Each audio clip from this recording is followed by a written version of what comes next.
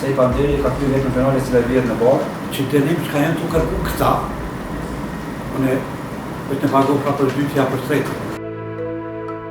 VT është liruar nga gjykata e Prishtinës nga akuza për veprën penale vjedhje e shërbimeve në lidhje me energjinë elektrike.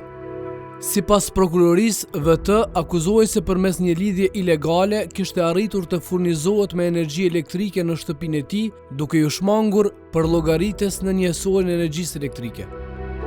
Gjyqtari Driton Berisha ka marrë aktgjykim lirues për të akuzuarin me arsyen se me provat e administruara nuk është vërtetuar se ai ka kryer veprën penale.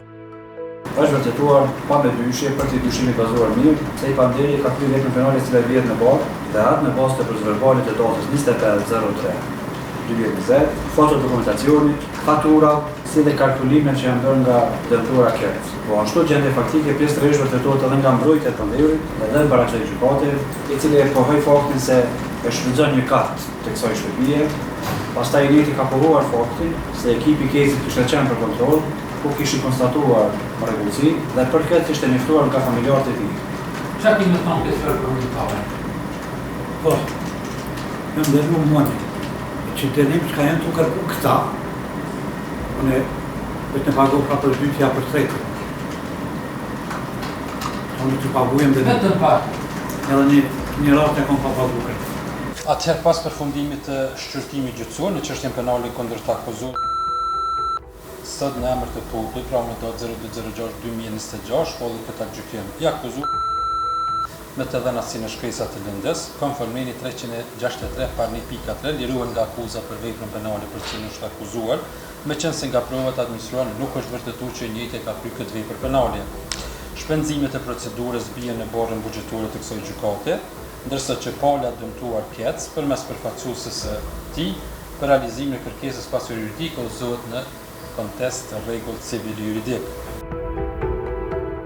Sipas aktakuzës së prokurorisë, rasti dyshohet të kenë ndodhur me 25 mars 2020, ndërsa pas 6 viteve rasti ka marrë epilog lirues në favor të të akuzuarit.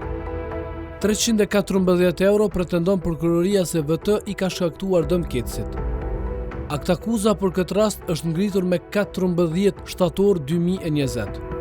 Në seancën e datës 2 qershor 2026, gjyqtari Driton Berisha njoftoi të pranishmit se prokuroria nuk ka prezantuar adresat e sakta apo numrat kontaktues të dëshmitarëve që do duhej të thirrëshin për të dëgjuar në këtë seancë.